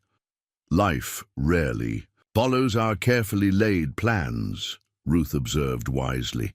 "The question is whether this unexpected turn might actually be better than what you thought you wanted." "How can I know?" Abigail asked, vulnerability replacing her usual composure. "He's been kind, protective, even respectful of my faith. But marriage is forever, and his past is known," Ruth pointed out pragmatically. "Grant's past remains hidden behind respectability, yet which man has shown true character in his dealings with you?" The comparison struck Abigail forcefully. Maxwell Grant, with his veneer of success and propriety, had revealed himself to be manipulative and vindictive when denied his will. Jasper Sullivan, despite his reputation and openly acknowledged criminal history, had consistently demonstrated honor, respect, and a surprising sensitivity to her beliefs. "I need guidance," Abigail whispered, her fingers finding the small wooden cross at her neck. "Clarity." Ruth reached across the table to squeeze her hand gently. "Then seek it where you always have. I'll leave you to your prayers." Alone in her small room, Abigail knelt beside her bed, her father's Bible open before her. The familiar ritual of prayer had always brought comfort and direction, yet tonight she found her thoughts scattered, torn between practical considerations and the unexpected stirrings of her heart. "Lord," she whispered into the stillness, "show me your will in this. Is this unexpected path your provision, or merely human solution? Grant me wisdom beyond my understanding, and peace in whatever choice lies ahead." Outside her window, Silver Creek settled into uneasy slumber, unaware that by morning the balance of power within the small frontier town might shift irrevocably, depending on one woman's answer to an unexpected proposal. Dawn broke over Silver Creek with unusual clarity following the previous day's storm. The rain-washed streets and freshly scrubbed buildings seemed to gleam in the early morning light, as if the town itself had been purified by the deluge. Abigail stood at her window, watching as the community slowly awakened. She had slept little, her night filled with prayer and careful consideration of the path before her. Yet despite her exhaustion, a surprising sense of peace had settled over her as morning approached. Not the peace of perfect certainty, but of faithful surrender to what she now believed was divine guidance. A soft knock at her door preceded Ruth's entrance, carrying a tray with breakfast and fresh coffee. "Thought you might prefer to eat up here this morning," the older woman explained, setting the tray on the small desk. "The dining room's unusually busy for this hour. Seems half the town suddenly needs breakfast at the inn today." "Curiosity draws a crowd," Abigail observed wryly, grateful for Ruth's thoughtfulness. Ruth studied her face intently. "You look different this morning. Decided something, have you?" Abigail nodded, pouring coffee with steady hands. "I have. Care to share it with an old woman who won't sleep properly until she knows?" A small smile touched Abigail's lips. "I'm going to accept Mr. Sullivan's proposal."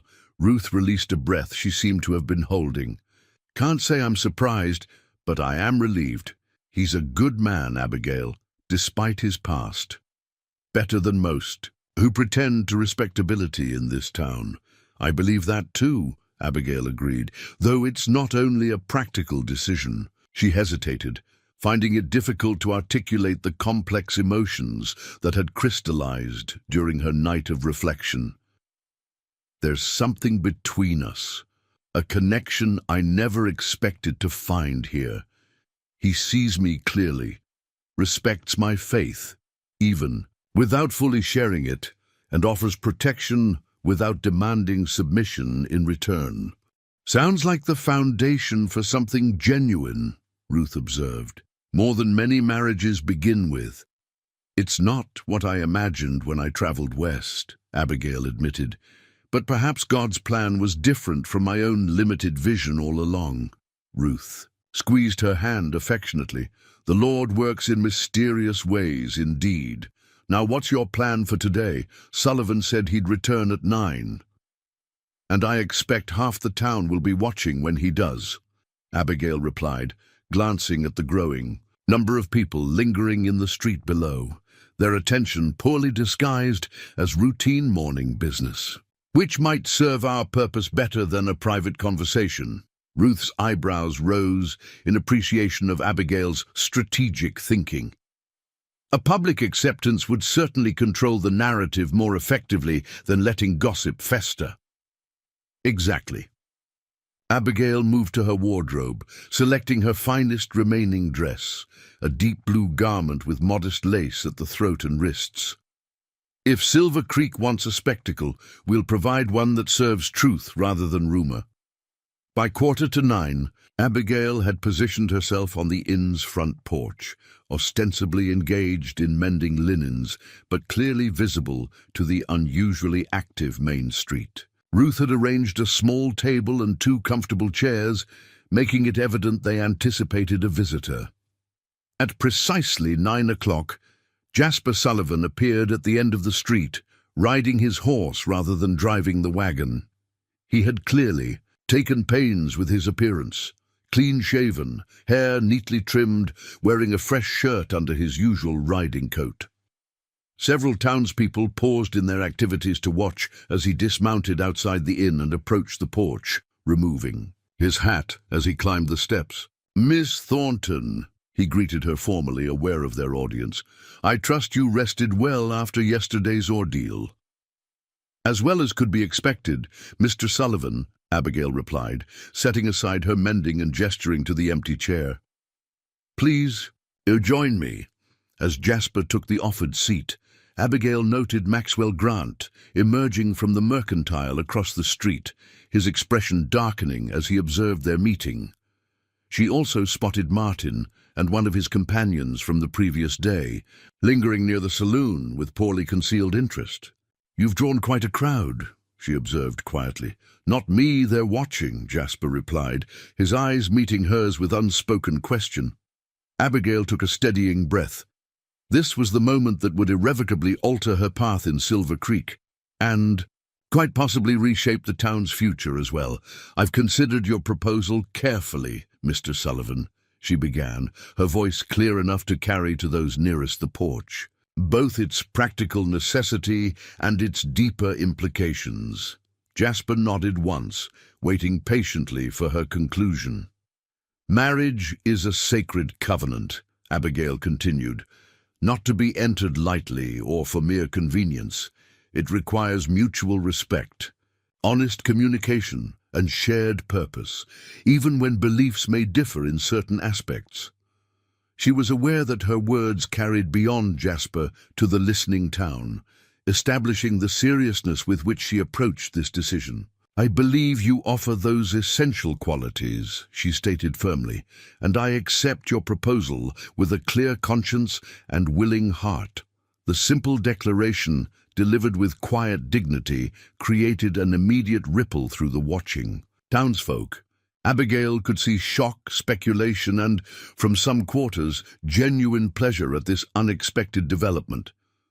Jasper's expression remained composed, though something warm flickered in his eyes. "You honor me with your acceptance," he replied formally. Then, reaching into his pocket, he withdrew a small velvet pouch. "I hope this meets with your approval." From the pouch he produced a simple gold band set with a small pearl, modest, but undeniably elegant, clearly not purchased hastily that morning, but selected with care. "It's beautiful," Abigail said sincerely, genuinely surprised by the ring's existence. As Jasper slipped it onto her finger, the symbolism of the moment was lost on none of the observers. Across the street, Maxwell Grant's face contorted with fury before he turned sharply and disappeared into the mercantile. Martin and his companion exchanged uncertain glances. Their planned gossip campaign suddenly transformed into confirmation of an engagement rather than a scandal. Ruth, who had been watching from the doorway, stepped forward with a small tray, bearing 3 cups. "I believe this calls for coffee to seal the arrangement," she announced with barely concealed satisfaction, "and perhaps discussion of when you plan to formalize this engagement." "Judge Perkins arrives on today's stage," Jasper replied, accepting the offered cup. "If Miss Thornton is amenable, I see no reason for delay." "Today?"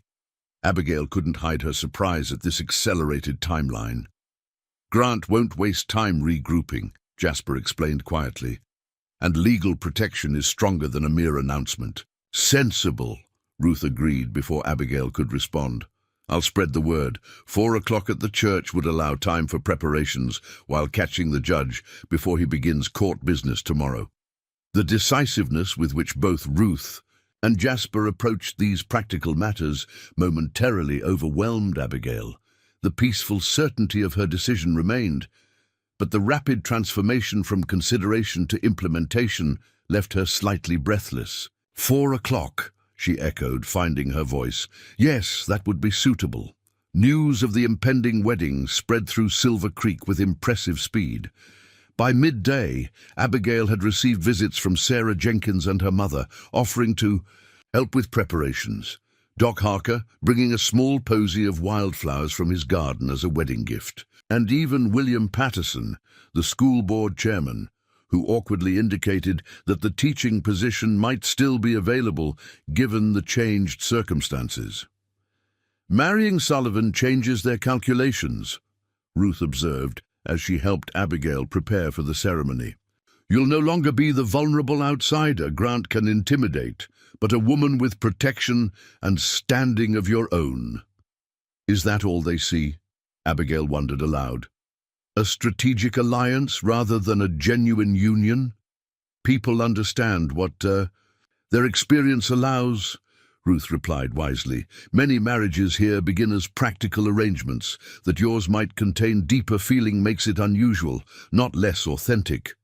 As 4 o'clock approached, Abigail dressed in her finest outfit, the same blue dress she had worn that morning, now adorned with the small wildflower bouquet from Doc Harker. She had no wedding finery, no family to attend her, yet the simplicity felt appropriate for a union founded on straightforward honesty rather than elaborate pretense.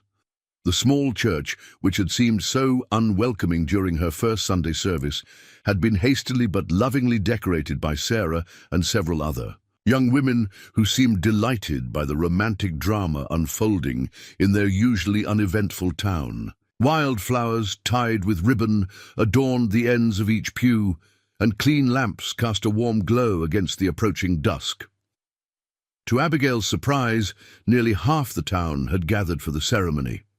Some undoubtedly came from mere curiosity, others, perhaps at Grant's direction, to report back on the proceedings, but many faces showed genuine goodwill. Doc Harker, beaming from the front pew, the Jenkins family, dressed in their Sunday best, even a few miners and ranchers who had benefited from Abigail's careful attention at the doctor's cabin. Judge Perkins, a corpulent man with shrewd eyes and a judicial demeanor, waited at the front of the church alongside Reverend Thomas, whose discomfort was poorly disguised. The Reverend had clearly been caught between his loyalty to Maxwell Grant and his duty to perform marriages for his parishioners, ultimately unable to refuse without exposing his compromised position too openly. As Abigail walked alone down the short aisle, her eyes found Jasper waiting at the altar. He stood tall and dignified in a dark suit that emphasized the breadth of his shoulders and the sharp contrast of his prematurely silver-streaked hair. The scar along his jawline, which had once seemed fearsome to her, now appeared as simply another aspect of his history, a visible reminder of the path that had led him to this unexpected moment. The ceremony itself was brief and straightforward, with Judge Perkins handling most of the proceedings, while Reverend Thomas provided only the minimum religious elements required by tradition. Abigail spoke her vows clearly, finding unexpected emotion welling up as she promised to honor and cherish this man whose protection had expanded to include his name, his home, and his future. When Jasper spoke his vows in return, the depth of sincerity in his voice silenced even the most skeptical whispers among the congregation. His hand remained steady as he placed the gold band on her finger again, this time permanently, and his eyes never left hers as he promised fidelity and care for as long as they both should live.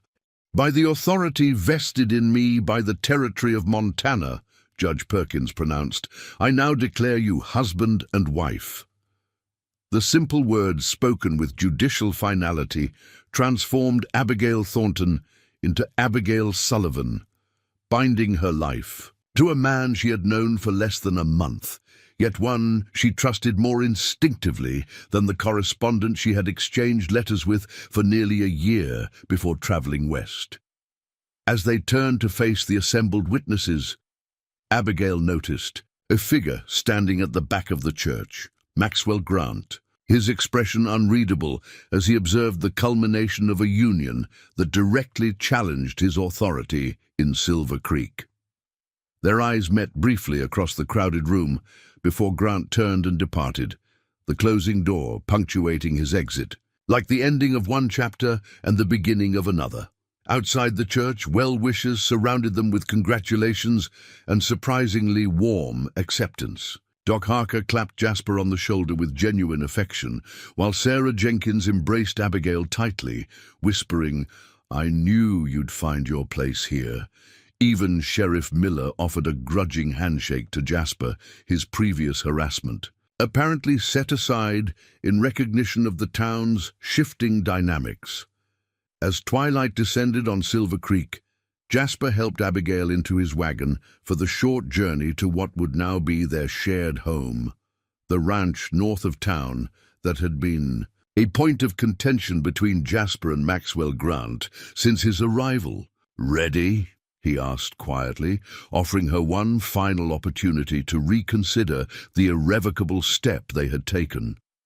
Abigail looked back at the town where she had arrived as a mail-order bride, been rejected for her faith, and ultimately found an unexpected path forward. Then she turned to the man beside her, whose scarred face had become dear to her with surprising speed. "Yes," she replied simply. "I'm ready." As they departed, neither noticed the small gathering at the Mercantile. Grant and several of his most loyal associates engaged in intense conversation that occasionally broke off as they glanced toward the departing wagon. The battle for Silver Creek had entered a new phase, and Maxwell Grant was not a man who accepted defeat graciously or permanently. The Sullivan Ranch house surprised Abigail with its unexpected charm, though modest in size compared to the grander Eastern homes she had known. The sturdy two-story structure had been built with evident care and attention to detail. Wide windows captured the breathtaking mountain views.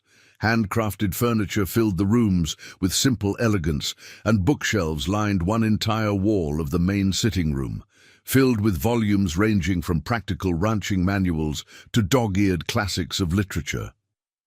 "You have a library," Abigail observed with genuine delight as Jasper showed her through what was now her home. A rare, full smile softened his scarred features. "Reverend Matthews started me reading in prison. Became a habit I couldn't break. Even out here, the discovery of this shared love for books represented just one of many small revelations during their first week of marriage. Each day brought new insights into the man she had wed. His preference for coffee, strong enough to stand a spoon in, his meticulous care for his horses, his habit of reading by lamplight late into the night. They established a routine that respected both their new intimacy and the boundaries of their still-developing relationship. Jasper had insisted Abigail take the main bedroom, while he used the smaller second room, an arrangement that simultaneously protected her dignity and demonstrated his respect for the unusual circumstances of their union. Marriage should develop naturally, not under pressure of scandal or necessity, he had explained simply. Some things shouldn't be rushed.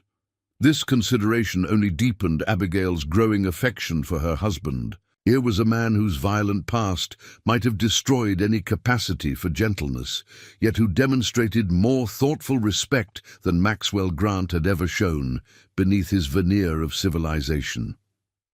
Abigail continued her work with Doc Harker, now traveling to his cabin twice weekly with Jasper or one of his ranch hands as escort. The controversy surrounding their marriage had actually increased demand for her services, as many women who had previously avoided association with the religious spinster now found the wife of Jasper Sullivan an acceptable person to consult about minor ailments or herbal remedies. "Funny how respectability works out here," Doc observed wryly, as Abigail prepared remedies for 3 different mining families. "Same knowledge, same person, different reception based entirely on whose name you carry." "Human nature, I suppose," Abigail replied, carefully labeling each bottle. "Though I admit I find it somewhat disheartening how quickly opinions change, based on perception rather than substance." "Not everyone," Doc corrected. "Sullivan recognized your worth immediately, saw past circumstances to character, rare quality in a man." The truth of this observation settled deeply in Abigail's heart. While many in Silver Creek now accepted her based on her married status, Jasper had valued her integrity and courage when she stood entirely alone. Their peaceful routine might have continued indefinitely had Maxwell Grant been a man capable of accepting defeat. But as October gave way to November and the first snows dusted the distant peaks, signs of his continued opposition began to emerge. First came economic pressure. Supplies Jasper had routinely purchased from the mercantile suddenly became unavailable or priced exorbitantly high. When he switched to ordering through the mail or traveling to neighboring settlements, mysterious delays plagued the deliveries, and roads to alternative trading posts developed washouts that coincidentally affected only Sullivan's wagons. Next came legal harassment. Sheriff Miller appeared at the ranch with claims of property line disputes, water rights violations, and unpaid taxes, all fabricated, all requiring Jasper's presence in town to resolve, all ultimately dismissed by Judge Perkins during his monthly circuit, but not before consuming valuable time and creating continual disruption. "He's testing our resolve," Jasper observed one evening as they sat before the fire after another day spent addressing baseless accusations. "Looking for weakness, pressure points, any vulnerability he can exploit." Abigail set aside her mending, studying her husband's tired face. The constant strain was taking its toll on both of them, though neither complained. "What does he ultimately want? The ranch?" "Partly," Jasper acknowledged. "The property controls access to the northern mining claims, but it's more than that. Now," his blue eyes met hers directly, "it's about power. Grant can't allow someone to successfully defy him and remain in Silver Creek. Sets a dangerous precedent for his authority. Then why not force us out through these tactics until we give up?" Abigail asked practically. Jasper's expression darkened. "Because surrender isn't enough. He needs to break us publicly, make an example that ensures no one else attempts resistance." The best grim assessment hung in the air between them, disturbing the peaceful sanctuary they had created. Abigail reached across to take Jasper's hand, the simple touch conveying solidarity that transcended words. "We won't break," she stated with quiet certainty. "Whatever comes, we face it together."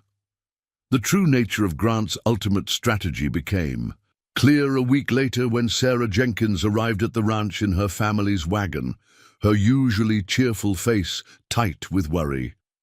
"It's Pa," she explained as Abigail welcomed her inside. "He's been arrested for theft. Sheriff Miller claims he stole merchandise from the mercantile, but it's not true. Pa hasn't even been to the store in weeks since Mr. Grant raised all the prices." Jasper, who had been repairing tack at the kitchen table, set aside his work. "What evidence does Miller claim to have?" "That's the awful part," Sarah continued, twisting her hands anxiously. "They found mercantile goods in our stable, expensive items we could never afford. Someone planted them there, but Miller won't listen. Judge Perkins isn't due for another 3 weeks, and they're keeping Pa locked up until then." The implications were immediately clear to both Abigail and Jasper. Grant had shifted tactics, now targeting those who had shown friendship to the Sullivans rather than attacking them directly. "It's my fault," Sarah whispered, tears filling her eyes. "Mr. Grant warned Pa to stop doing business with you folks, but he said he wouldn't be dictated to about who he could associate with."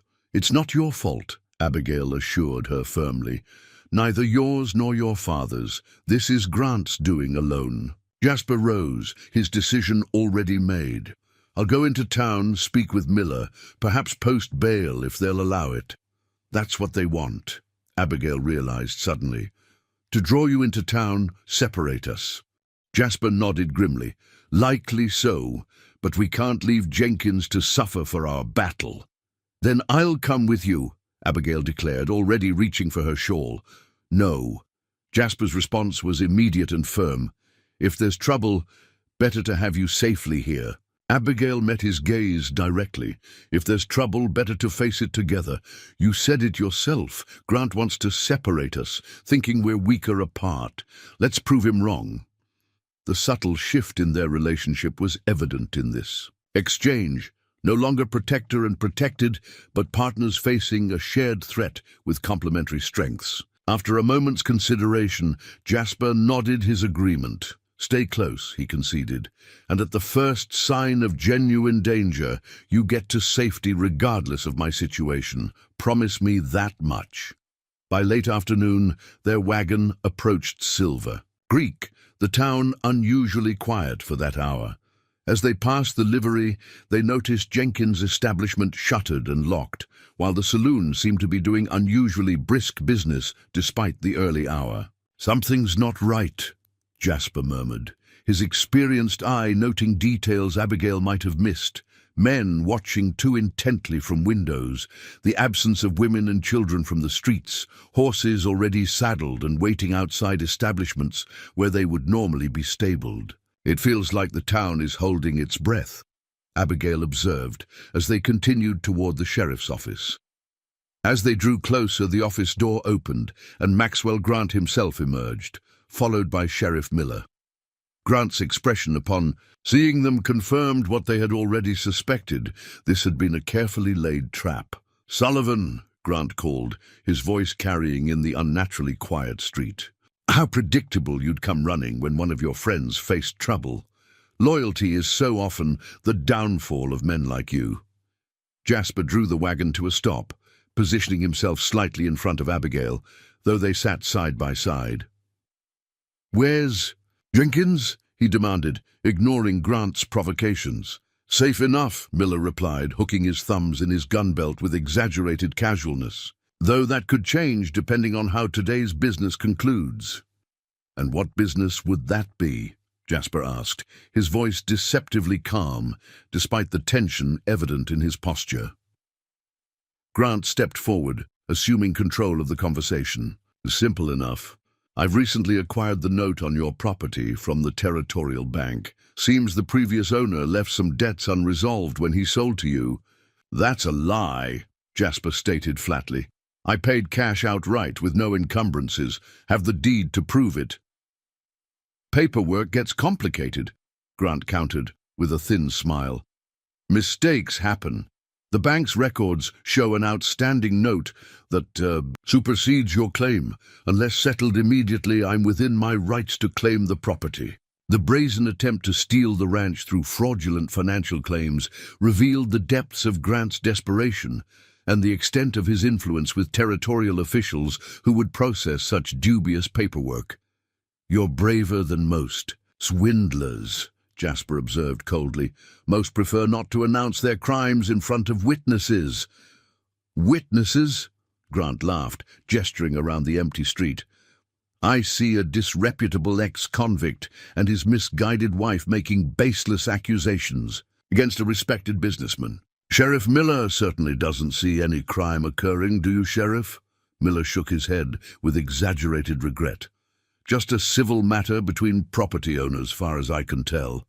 The careful orchestration of this confrontation became increasingly evident. Grant had ensured no neutral witnesses would be present. The sheriff was firmly in his pocket, and most townspeople who might have supported the Sullivans had been intimidated into staying away. Abigail, who had remained silent during this exchange, suddenly understood with perfect clarity what was happening. "This isn't about the ranch at all," she stated, her voice carrying in the quiet street. "You could have filed these false claims without." This theatrical confrontation, Grant's eyes narrowed as they shifted to her. "Perhaps I simply wanted the satisfaction of seeing Sullivan's face when he realized he'd lost everything." "No," Abigail continued with growing certainty. "You needed to provoke Jasper into violence. That's why you arrested Mr. Jenkins, why you're making these outrageous claims publicly rather than through legal channels. You want Jasper to attack you, giving Sheriff Miller justification to kill him." The momentary flicker in Grant's expression confirmed her assessment. A property dispute might eventually be disproven in court, but a former outlaw shot while attacking a respected citizen would raise few questions and would leave his widow vulnerable and isolated once more. Jasper's hand found Abigail's briefly, a silent acknowledgement of her insight and a reassurance that he wouldn't fall into the obvious trap. "Your wife is quite perceptive, Sullivan," Grant observed, recovering his composure, "though it changes nothing. Either sign over the deed right now, or Jenkins faces trial for theft with evidence ensuring conviction. His daughter might face similar charges as an accomplice." Before Jasper could respond, another voice entered the confrontation, deep, authoritative, and entirely unexpected. "That would be difficult to accomplish, Mr. Grant, since both the alleged stolen goods and Mr. Jenkins are currently in my custody." All heads turned to see Judge Perkins approaching from the direction of the telegraph office, accompanied by 2 federal marshals and a very much unfettered Thomas Jenkins. "Your Honor," Sheriff Miller stammered, his confident demeanor crumbling. "Instantly. We weren't expecting you for another 3 weeks."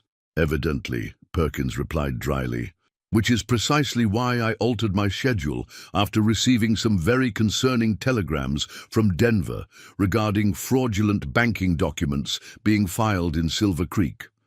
He fixed Grant with a penetrating stare. "Documents bearing your signature, Mr. Grant, but purportedly from banking officials who deny any knowledge of them." The sudden reversal left Grant momentarily speechless, his carefully constructed scheme collapsing around him. The marshals moved to flank him, their presence eliminating any possibility of escape. "This is absurd," Grant finally managed, attempting to recapture his authoritative tone. "A misunderstanding that can be easily explained." "I look forward to hearing that explanation," Judge Perkins replied evenly, "along with your response to charges of fraud, witness intimidation, false imprisonment, and conspiracy to commit murder." He gestured to the marshals. "Gentlemen, please, escort Mr. Grant and Sheriff Miller to the jail. I believe we have much to discuss." As the marshals led the sputtering Grant and a resigned Miller away, Perkins turned to the Sullivans with a hint of satisfaction in his judicial demeanor. "Mrs. Sullivan," he acknowledged with a respectful nod, "your telegram last week was most illuminating. The detailed documentation you provided regarding Mr. Grant's systematic abuses of power gave us precisely what we needed to investigate officially." Jasper turned to Abigail with surprise. "You contacted Judge Perkins?" "After Sarah mentioned the judge wouldn't return for 3 weeks, I realized Grant had timed his move carefully," Abigail explained. "It seemed prudent to inform the judge about the pattern we'd observed and request his earlier intervention." "More than prudent," Perkins confirmed. "Potentially life-saving, given what appears to have been planned here today." As the shock of Grant's arrest rippled through Silver Creek, townsfolk began to emerge cautiously onto the street, drawn by the unexpected confrontation and its extraordinary conclusion. Sarah rushed to embrace her father, while Doc Harker approached the Sullivans with evident relief. "Never doubted you'd find a way through," the old doctor declared, though his expression belied the confident words. "Though I admit, having federal marshals appear was a theatrical touch I didn't anticipate. Within hours, the town's atmosphere had transformed dramatically. Those who had been coerced into supporting Grant now spoke openly about his threats and manipulations.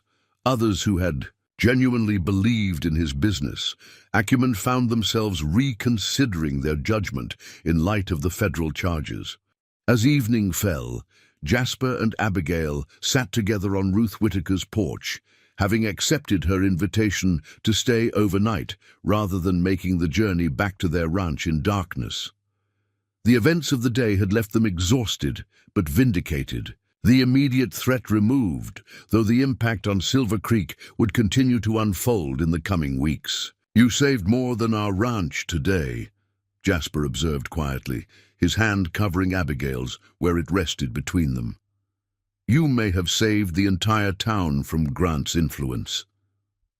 "We saved it together," Abigail corrected gently. "Your courage." In standing against him, gave others permission to question his authority. My organizational skills simply helped document the pattern clearly enough for legal action. The complementary nature of their strengths had never been more evident, Jasper's unflinching resolve providing the foundation for Abigail's meticulous planning, her faith giving purpose to his protective instincts. I never expected marriage. When I came west, Abigail mused, watching as stars appeared above the darkening mountains. Certainly not to a man with your colorful history. Jasper's expression softened with rare humor. And I never expected to find redemption through a mail-order bride too religious for another man's taste. His voice grew more serious as he added, "Yet here we are, stronger together than either of us alone." Abigail turned to face him fully, recognizing the truth of his words on multiple levels. Their unusual union had begun as a practical solution to an immediate threat, evolved into a partnership of mutual respect, and now stood poised at the threshold of something deeper. When I first arrived in Silver Creek, I prayed to understand God's purpose in bringing me to such a difficult place, she said softly. I couldn't imagine how rejection and hardship could possibly be part of a divine plan. And now? Jasper asked, his scarred face illuminated by the warm light spilling from Ruth's windows, the roughness of his past plainly visible, yet somehow transformed by the man he had chosen to become.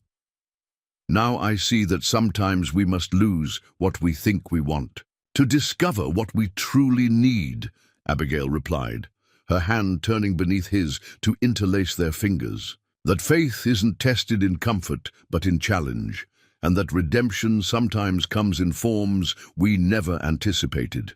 As Silver Creek settled into its first night free from Maxwell Grant's influence, Jasper and Abigail Sullivan sat together. In comfortable silence, their unexpected journey from rejection to redemption, embodying a truth as old as faith itself. That divine providence often works through the most unlikely circumstances to bring healing not just to individual lives, but to entire communities desperately in need of renewal. In the months and years that followed, Silver Creek would transform under their combined influence. Jasper's fair business practices setting a new standard for local commerce, while Abigail's eventual position as the town's teacher brought educational opportunity to a generation of children raised with both practical knowledge and spiritual values. Their home became known as a place of hospitality and justice, where those in need could find assistance and those seeking purpose could find inspiration. And in the quiet moments between their public responsibilities, they continued to discover the profound blessing that had emerged from apparent rejection, a love built not on illusion or advantage, but on the solid foundation of genuine character, tested by adversity and strengthened by shared purpose. Up next, you've got two more standout stories right on your screen. If this one hit the mark, you won't want to pass these up. Just click and check them out. And don't forget to like, subscribe, and turn on the notification bell so you don't miss any upload from us.